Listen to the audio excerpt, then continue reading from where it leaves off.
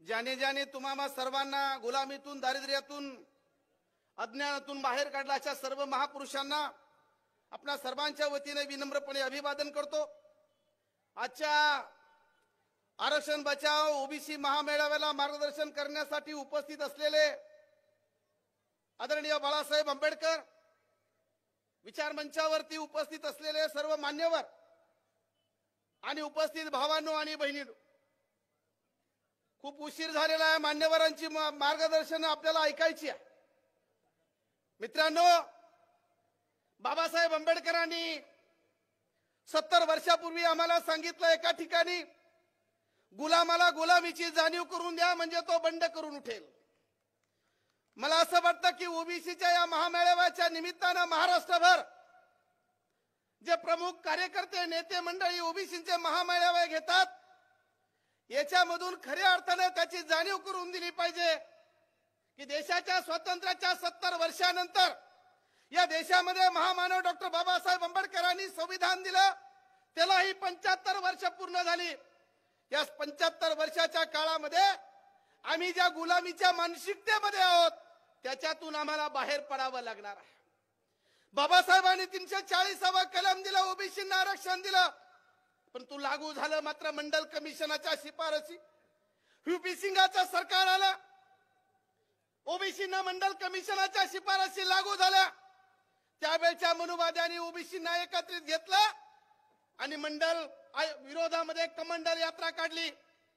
हमें कमंडल चाहिए, हमें मंडल नहीं चाहिए, परंतु ओबीसींच्या या आरक्षणासाठी मंडल आयोगाची अंमलबजावणी झाली पाहिजे, याच्यासाठी रस्त्यावरती लढत होता आमचा आंबेडकरी बांधव।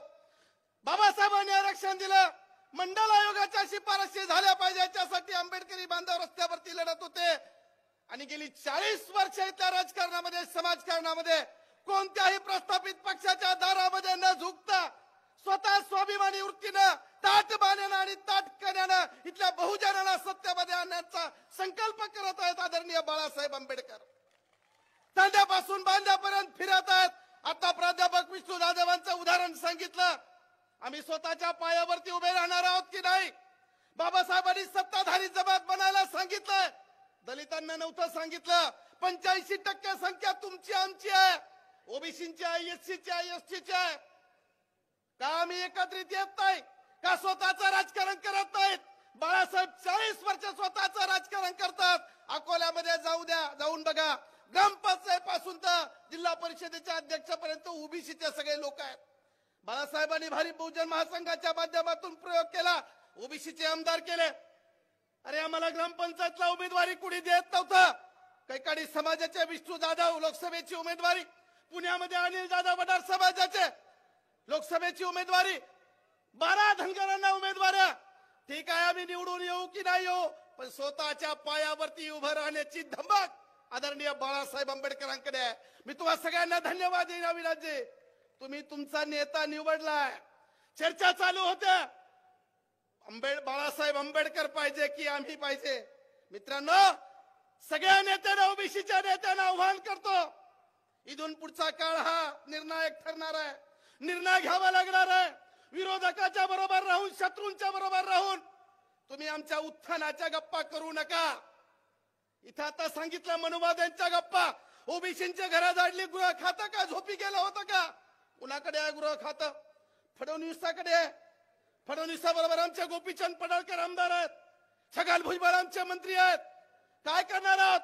ओबीसी बांधवांनो आणि नेत्यांना मी तुम्हाला आव्हान करतो की मित्रांनो, एका हातामध्ये मनुस्मृती आणि एका हातामध्ये संविधान, दोन्ही भूमिका तुम्हाला बजावता येणार नाही।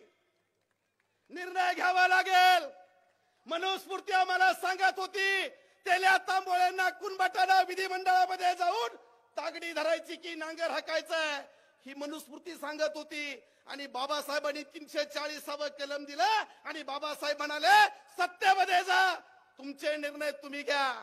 आम्हाला संविधान जवळचं आहे की मनुस्मृती जवळची आहे? ठरवा तुम्ही। आम्ही संविधानवादी आहोत की मनुस्मृतीवादी आहोत? आणि जर मनुस्मृतीवादी असाल तर मित्रांनो, तुमचा उद्धार कधी होऊ शकत नाही। हे मात्र काळ्या दगडावरची पांढरी रेघ आहे। तुम्हाला तुमचा न्याय मिळवून घ्यायचा असेल तुम्हाला तुमचे हक्काधिकार मिळवून घ्यायचे असतील तर संविधान हातामध्ये घेऊन चालवावं लागेल. त्याच्यासाठी बाळासाहेब आंबेडकरांसारखं खमक नेतृत्व तुमच्या सोबत आलं पाहिजे आणि तुम्ही त्यांच्या सोबत गेला पाहिजेत. एकच बोलतो, वेळ भरपूर झालेला आहे. मला जाणीव आहे आमचे नेते सत्ताधाऱ्या पक्षांच्या बरोबर आहेत. बिहारची जनगणना झाली, मध्य प्रदेशची जनगणना झाली. नेत्यांनो, तुम्ही मांडीला मांडी लावून बसतात. का होत नाही या महाराष्ट्रामध्ये ओबीसीची जनगणना? कुत्र्याची होती, डुकराची होती, मांजराची होती, दगडान इंच इंच जमिनीची होती. आमची का होत नाही? का मूग गिळून गप्पा आहेत आमचे ओबीसीचे नेते? मित्रांनो, तुम्हाला तुमच्या पद्धतीने स्वतःचा निर्णय घ्यावा लागणार आहे, उभा राहावा लागणार आहे. ओबीसी, एससी आणि एसटी एकत्रित येऊन तुम्हाला सत्तेमध्ये जावं लागणार आहे. त्याच्याशिवाय निर्णय होणार नाही. आणि हा संकल्प तुम्हाला सत्तेमध्ये पाठवण्याचं स्वप्न हे फक्त आदरणीय बाळासाहेब आंबेडकर करू शकतात. एवढ्याच्या प्रसंगी बोलतो, तुम्हा सगळ्या ओबीसी बांधवांना पुढच्या काळासाठी स्वाभिमानी चळवळ उभी राहण्यासाठी स्वाभिमान काय असतो? स्वाभिमान काय असतो? ओबीसीच्या साठी अरे राजीनामा देणारे बाबासाहेब आंबेडकर. स्वाभिमान काय असतो?